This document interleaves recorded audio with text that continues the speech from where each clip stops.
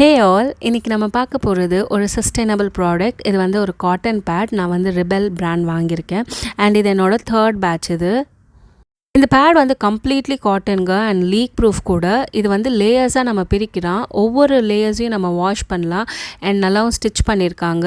இதை வந்து நம்ம அந்த ஸ்டிச்சஸ் வச்சே நம்ம வந்து ஃபோல்ட் பண்ணிவிட்டு இந்த பட்டனில் நம்ம செக்யூர் பண்ணிக்கலாம். அப்போ அந்த வந்து ஃபோல்ட்ஸ் வந்து மூவ் ஆகாமல் இருக்கிறதுக்காக இது வந்து இந்த வாட்டி இப்படி பண்ணியிருக்காங்க. போன வாட்டி அந்த பட்டன் கொடுக்கல. பட் எனக்கு ரொம்பவே நல்லா இருந்தது.